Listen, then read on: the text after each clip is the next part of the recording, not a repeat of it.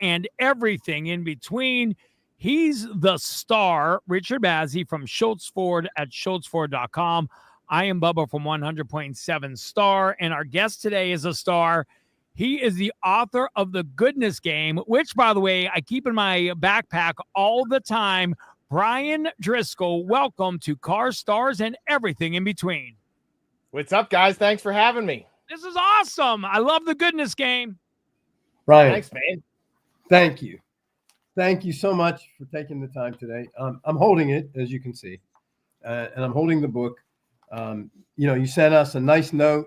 You said, I hear you all the time on the Bubba Show. Wanted to send you this, and thank you for spreading kindness. You sent that note to us some time ago. And actually, somebody I work with, Chelsea, was looking through it and said, wow, we really need to interview Bryan. And so here we are, because we happen to agree with her. And as I looked through it, and I was trying to figure out, like, what is it? What is the point of it? What is this book? If I were to summarize it in one thing, what would it be? And I'd ask you, because I will add mine to that, but I would ask you, if you had to summarize this book. I mean, obviously it took a long time to write this, and it can't be too easy to do that. I've tried to write a book many times and gotten stuck. But when you sat down to write this book, what was your theme? What is the summary of this book? Sure. Basically, the summary of this book is, I think all humans are like good by nature, and they want to make a difference. And I think a lot of people think you got to do something huge to make the difference. So I figured I wanted to break down. It's like, okay, it's kind of like the five love languages, for example. It's like, I think everyone's built for something. And if people know, okay, what are you built for? Like, you're built for giving away turkeys and all kinds of stuff. It's like, if you find out what that is, then you can just do it. It doesn't take any energy. It's like super easy. So that's the purpose. It's like, find out what you're built for so you can make a difference. And it's really small stuff that makes that difference. So go ahead, Bubba, who carries the book in his backpack, and I want to see that next time I see you. I'd be more than happy to. If you want me to, I'll walk out in the middle of the interview, grab my backpack, bring it here to the studio, and pull it out of my backpack and show you. But The Goodness Game, the one thing that, and I think you nailed it, sometimes people think that they've got to do giant things to make an impact on somebody's life or day, and it's usually the smallest things that make the biggest impact. That's exactly, and that I would have said that first. That would have been my summation of the book, that it doesn't have to be monster things, that the point of the book is everything counts. And even if it's just a smile, even if it's just spreading goodness. And, in the world we live in today, which is so controversial and so many ups, so many downs, and so many differences of opinions, it's a good reminder that no matter what we do. But my question starts with your journey. And your journey started at age 18. You lived in the city of Pittsburgh, right? Yep. You're reactive. You're a reactive kind of guy. Yeah, right? Reactive and impulsive, we'll say. Reactive and impulsive. I'm going to jump out of the plane before I figure out how to build the parachute. Yep. I think that was your words, right? Right. So I can relate a little bit to that, but I don't like heights, so I'm not jumping out of planes. But I get it. And so my question to you is, I don't know that you really ever said, what was the catalyst? What made you leave? You got mad at your parents and you decided to run away. But what was it that got you mad? Probably something stupid. I don't even remember. Oh, it was probably just something. It's like, hey, you know what? Screw this. I'm out of here. I don't even really remember what it was. Oh my. So when you ran away, where did you run to? Went down to Orlando. I went down to the Pittsburgh, the Greyhound station, and literally just took the next bus leaving. Like, right. And it was going to Orlando. Had like a couple $100 on me, And so, so you go to Orlando, and as I read through some of this, you go to Orlando. A lady in a faded paint geo tracker pulls up to you and sees that you're in need, right? And asks how she can help. And she takes you home with her husband and her son. Right. Yeah. I was going to sleep. So I ran out of money when I was in Orlando. I only had like $250 and I just ran out of cash. I was walking to the Greyhound station, going to just like crash there for the night. And she just pulled up beside. She's like, hey, it doesn't look like you belong here. Where are you going? Like, I'm not thinking anything's weird about that. Looking back, like, who does that? Number Well, one. today, because you're looking through it in a different lens. Right. Back then, it wasn't weird.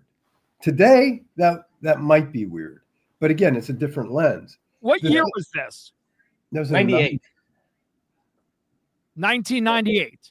Correct. Yeah. And so, but the interesting thing to me, Bryan, was that you can remember the cat that she had. You can remember all these things, but you can't remember her and her husband's face. Right. That's crazy. That's crazy to me. Why? I don't even know. You mean why I can't remember her name? You can't remember her. You just can't remember her. And have you ever tried to figure that out? Why you can remember so much detail, but you can't remember them specifically? And how's that relevant? I mean, it sounds. I mean, with as big of an impact as they have had on your life, and the goodness game. Have you ever tried to really figure out why you don't remember that? Yeah. So I tried tracking her down.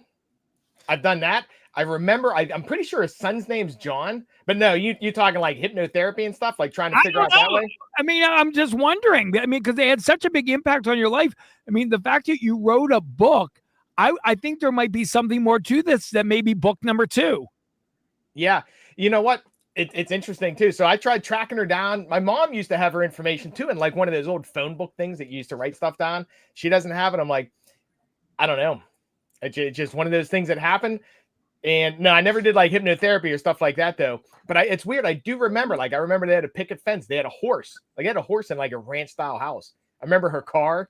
This freaking cat in the room that I slept in. It's spaghetti, but I just don't remember like her name or that kind of stuff. That's okay. wow. So that's crazy. That's pretty crazy. Yeah. But you took away from that a lot of different lessons, right? And you left to go to Pompano Beach, maybe to help an uncle. Yep. And so you left her, went there, and then from there your journey was where? Back to Pittsburgh? Back to Pittsburgh. And how did you get into this whole goodness game idea from the things was it about that time, or did that develop over a period of years? You mentioned run-ins with the law. Did you have a problem here in Pittsburgh with the law? Did you like what shaped this book? It's a good question. So the first thing is the lady in Florida that helped me, she spotted me $300 for a room, right? So I owed her money. Then I had left and went down with my uncle and everything, came back to Pittsburgh. Started getting into like stupid stuff, drinking, 21, 22, 23. Didn't have money to pay her back. And eventually it just started sitting in my head. It's like, I owe her money. Like, I got to pay her back $300. And by that time, I don't have her contact info. So I saw the movie Pay It Forward. That's what planted the seed there. It's like, okay, if I can't pay her back, I'm going to pay it forward to other people because I felt guilty. I felt like I owe this lady money. I can't pay her back. Like, I have a debt. So that's kind of where it started. She did something nice, then spotted me money, and I can't pay it back. You can't even find her to pay it back. Even if you wanted to pay her back, you couldn't have paid her back. Yep. By the time I had the money, I couldn't find her anymore. Like, it's like the time's passed and I don't have her info. Which is the inspiration of the goodness game. By the way, if you're just tuning in, this is 100.1 FM, AM 1020 KDK. This is Cars, Stars, and Everything in Between. And our guest is Bryan Driscoll. He wrote the book, The Goodness Game. And when we come back, we're going to really dig into the meat of the book because you need to carry this in your backpack too. More with Bryan when we return on Cars, Stars, and Everything in Between. Good stuff, Bryan. Oh, thanks, man.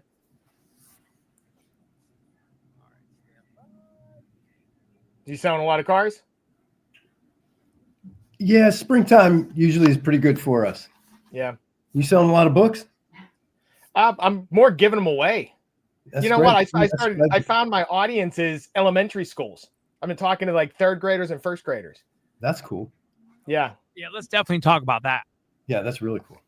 Yeah, that was interesting. I didn't even think I could talk to kids. You know what I mean? I didn't think I was they're probably hanging on every word. Yeah, they're really cool. That's really a cool thing to do. Yeah, that's really cool. All right, here we go. 100.1 FM, AM 1020 KDK. This is Car Stars and everything in between. He is the star, Richard Bazzi, Schultz Ford, SchultzFord.com. I'm Bubba from 100.7 Star, and our star today is Bryan Driscoll, the author of The Goodness Game. So if somebody's listening in, it's not a board game, it's a book, right, Bryan? That's right. It's like a game of life.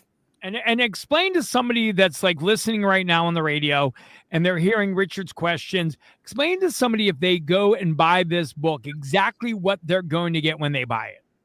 So what you're going to get, you get a couple stories where the game came from, but more importantly, you get like a framework. It's like some different things that you can do in your own life to find out what you're built for. Not in like a crazy way or anything, but it's like what kind of stuff gives you energy. For example, do you like cleaning houses? Like, I don't like cleaning houses. That drains my energy. I don't like cleaning. Some people love that. They're like, yeah, I put my headphones in and stuff. So it kind of like gives you a couple tools to find out, okay, what kind of stuff do you really enjoy doing? And can you turn that into making a difference in the world? Wow. And how long did it take you to write the book? It took me, I started in 1998 with the ideas. It took me about 6 months from paper to pen, like paper writing it, but it's like 25 years of like wrapping my head around it. Did you actually, like, how did you write it? I've always thought about it, and Richard referenced in the earlier segment that he's thought about writing it. Is it literally a notebook and a pen and paper? Is it a computer? Like, what is the actual process? I know that sounds like a weird question, but it always intrigues me. That's a really good question. I tried on a paper and pencil, my hand hurt. Like, I'm like, this is too much writing. So I started writing. They call it free writing, and it was really cool. I was talking with someone. I'm like, how do you write a book? And they said, okay, come up with your ideas. They said, open up a Google Doc or start writing and do for 30 minutes, just write everything that comes into your brain. So I free wrote, and I just wrote in a Google Doc for 30 minutes every single day, whatever came in my head. And I had like 150 pages of like gibberish, basically. It's like all these different things, but at least it gets it out of your head. And then I was able to go back and organize it into chapters. So basically it's free writing. It was kind of cool because it's like time fly. Like, it just came out of me. It was weird. It's like half an hour would just fly by. But if you're ever thinking about writing too, just open up a Google Doc. Literally every single idea that comes in your head, just write it down. Just keep going until you're done. Yeah, it does. It gives you a little clarity once you do that. Yeah. You go back and look at it the next day and kind of distills itself down. Once upon a time, Bubba and I do this radio show, and I can remember Bubba talking about, I was listening on the radio, and he was talking about the term pay it forward. I'll be honest with you. I hadn't really heard that term before, pay it forward. And he talked about, and Bubba, we've never spoken about this, but you said you were trying to get people in line at coffee shops, at Starbucks, to pay it forward and pay for the people behind them. That is correct. You remember that? It's one of my favorite things to do. I remember it like it was yesterday. Yeah. And I heard you do that. And so I did it. And I'll tell you what, we do a lot of things, but one of the things that people love and appreciate more than anything is that coffee in the morning. And I do it still. I'll do it almost every time I go through the drive-thru. And it started with that. And it's just so cool because the next time I go back, people will say, oh my God, people are so grateful. That was so cool that you did that. And again, it's a cup of coffee. Right. And so that really punctuates what you're saying, Bryan. It doesn't have to be a big thing. Love the big thing. And the other thing I'd really like to make a point of, it says, you say, what did you say? Don't forget, always give without remembering and receive without forgetting. Right. Right. So always give without remembering and receive without forgetting and expect nothing in return. I have to be honest with you. I love it when I get when I see that I can make a difference in somebody's life. Now, I say I don't expect it, but I have to be honest. I think I kind of do a little bit. I mean, I wouldn't do it if I didn't make somebody feel better. And to see somebody feel better and to see somebody that really appreciates, I got to be honest. Gives me a damn good feeling. And so maybe I'm crazy and maybe I shouldn't say that, but it does. It gives me a great feeling. And I think anybody that gives anything should expect to have a good feeling because it will make you feel good. Yeah, it's a weird byproduct. It's like you help other people and you end up getting like to feel nice about it. Well, and I think you even say that in here somewhere about there was a UCLA study that said giving encourages others to give, right? Yeah, and you get there's something called a helper's high too. Like you literally, it creates chemicals in your brain like oxytocin that make you feel better when you do things like this. Yeah, and I just think that it's important to acknowledge that because it does make a difference, and we can make a difference. And for you to devote, is this pretty much your life now? This book that I'm holding in my hand? No, this is just a hobby. This is just my impact thing. What do you do as your main source of income or job? Yeah, I run a digital marketing agency. I run ads nationally for real estate investors. We generate leads. Isn't that something? Well, I asked you about this, and you told me, what is your message? How do you spread this message more than anything else? How do I spread it? So initially I started doing the marketing. So I'm a marketer by trade. And book marketing is different than normal marketing. So I lost a bunch of money there, right? And then I started just talking with people. And I went to, my kids go to St. Louis down here in South Hills. And I went to a book fair. They're like, hey, do you want to come to a book fair and have a booth? Like, yeah, that's cool. So I went there, talked to some people. It was a little bit uncomfortable, stuff like that. And then my son gave one of the books to his teacher. And she's like, the next week, she's like, hey, I read the book. Can you come talk to the 3rd grade class? I'm like, well, I never spoke with kids. Like I'm speaking to adults. I'm like, yeah, okay, I'll do it. So I went to the class and it was freaking awesome.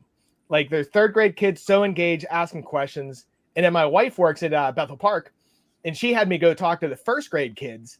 So I'm like, okay, this is really cool. It's not necessarily, it's like the book's just a thing. It's just a product.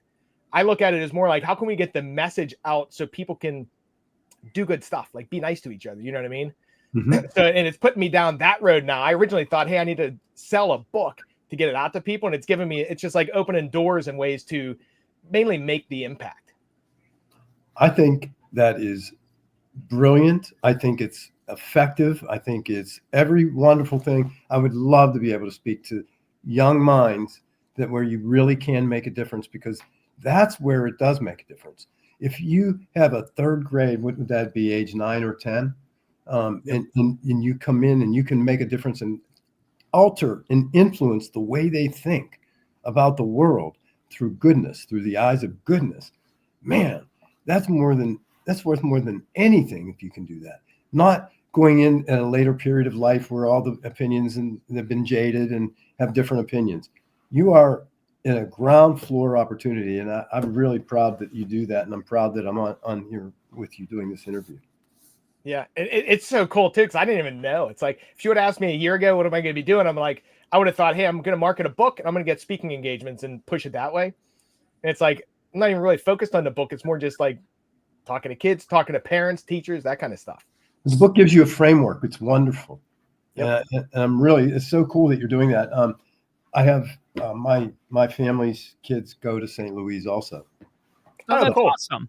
Yeah. So Bryan, if somebody's listening to this interview and they are interested in the book and they like to buy the book, or they like to follow you on any social media they have, or they like to purchase the book, how can they go about doing that? Yeah, sure. Just look up The Goodness Game on Amazon. It's for sale on there. You can go to goodnessgame.com too. I have a free PDF on there too. If you can't afford the book, you can just download it for free in the PDF version. Wow. That's amazing. thegoodnessgame.com, or search Bryan Driscoll and The Goodness Game on Amazon. Buy the book. Thank you so much for joining us for Car Stars and everything in between. Thanks for having me.